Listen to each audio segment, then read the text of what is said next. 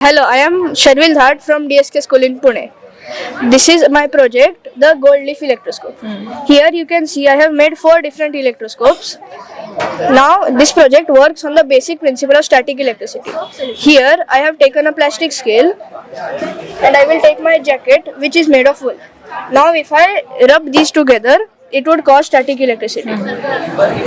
So what happens here when you rub it? Now if I take this scale which is charged with static electricity near the poles, the terminals of the electricity, they would pass their charges down to the leaves, and you can see it opens and closes when I take it near. Yeah, it moves. Here this is used in real life to predict thunder. Like for example, if there is a lot of static electricity in a certain area, there is a high chance that it will be thunder there. So why do you have different materials here? It is to test the different variations. Like for example, here I have used aluminium as the paper. So and here I have used tissue paper. Since aluminium is a better conductor, there is a better chance that it would open up more. In the purest form, they use gold leaves, and they also measure how much it opens, because that is directly proportional to the static electricity which is being given. Yeah. And here, what material have you used here? This is copper. This is copper. This is tin. Tin. And this one? This one is also. These two are tin. These are copper. But here I have used aluminium, and here I have used tissue paper. Oh yeah. Different material and different wires for each. Yes. So yeah. How do you feel about being here? I feel great. Yeah. This is my 5th time coming here. The first time it was online, but now this is my 4th time actually coming offline here. Yeah. Now I have gotten used to the experience. Yeah. Thank you. Yes. Thanks a lot. Hello, I have made 2 projects here. And I am from Sviya Shah and I am from Mumbai. So the first one is hydrolift. The aim is to demonstrate Pascal's law. Pascal's law is when pressure is applied to a liquid in a closed system, the pressure spreads equally in all directions. That means greater output and lesser input. Like this. I don't have to just lift this. I will just press this like this. And now I'll control it back up.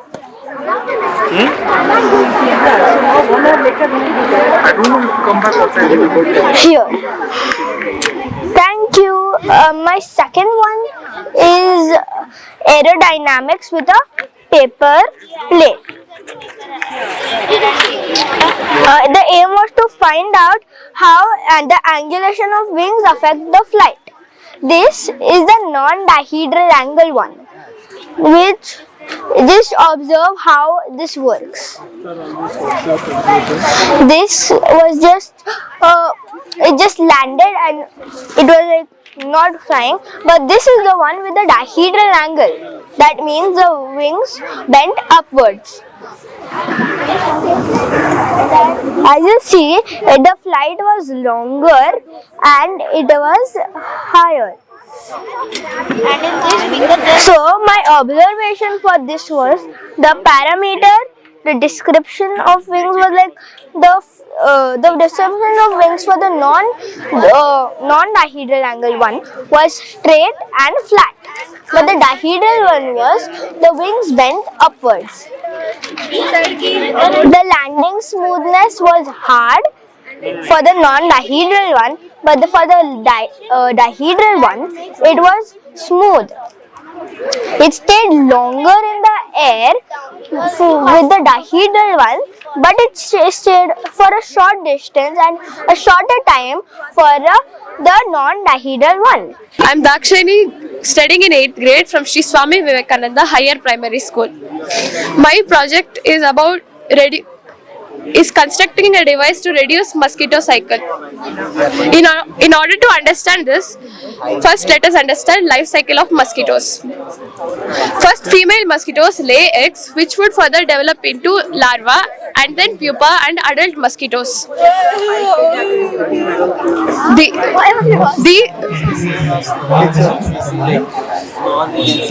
These eggs require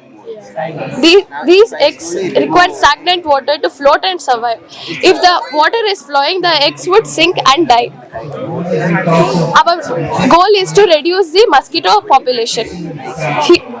In order to do that, I have used this prototype. I have used a solar panel, charger, lithium-ion battery, a timer, a switch and a vibrator which we use in phones. When I switch on the switch, Uses capacitors to store electricity and slowly discharge. So the components would be damaged. this would vibrate. Electricity in the electrocycle. This can be made in miniature model and put it into a watertight container and thrown in stagnant water bodies so that it would disturb the mosquito life cycle. Thank you. Good morning, I am Anna Gupta. I am currently in grade 10 and I am from Delhi. So this is NOVA, my asteroid mining probe. Now NOVA, so the thing is that the asteroid which I have chosen is 1968D. You might be wondering why 1968D. 1968D is an M-type asteroid, which means it's composed of rock, ice and heavy materials like gold and platinum. Now NOVA has three functions. The first is to bring back materials that you already find on Earth. So this is the first step to commercial asteroid mining, right? So we're going to bring back gold and platinum, which asteroid 1968D is abundant in. Second is we've scanned samples of 1968D and we have found mRNA molecules which are DNA proteins, right? So they are biosignatures and they could potentially indicate presence of life. The third is to find isotopes of existing elements. We cannot find new elements, however we can find new isotopes of those elements, right? Now I'll tell you the boring part. The boring part is that it will sit inside a rocket, it will deploy itself, and it will stabilize itself on the asteroid. The interesting part is that after drilling, I'll just show you the drilling process. Right. So it will drill for 15 minutes at first. After drilling for about 15 minutes or so, it will stop. Now inside this cavity, you can imagine that there will be small displaced materials that like small dust particles, small rocks, etc., etc. Now if you look inside the chambers, you can see a division in the drill, right? Now this division is high pressure. The yellow division denotes high pressure, the blue division denotes low pressure, right? So since this asteroid does not have any considerable gravity of its own, what will happen is that once we release high pressure gas inside the chamber, what will happen is these materials will start floating. Now these materials, when we lift the airtight seal, the materials will move automatically. Since high pressure moves towards low pressure, right? These materials will automatically get suctioned into the low pressure chamber and into the storage module. Now this is what sets NOVA apart. This is what big companies like Elon Musk could not figure out, because this, number one, helps us in two ways. Number one, this reduces our weight because this is just pressurized tanks being used here, and secondly, this reduces our cost. This is a very simple mechanism. Last step of the way is that once the storage module is completely filled, it will detach itself, secure itself near the asteroid, because right now we do not have the proper technology to make a round trip from the asteroid to Earth. However, once we do have it, we'll collect it, bring it back to Earth and study.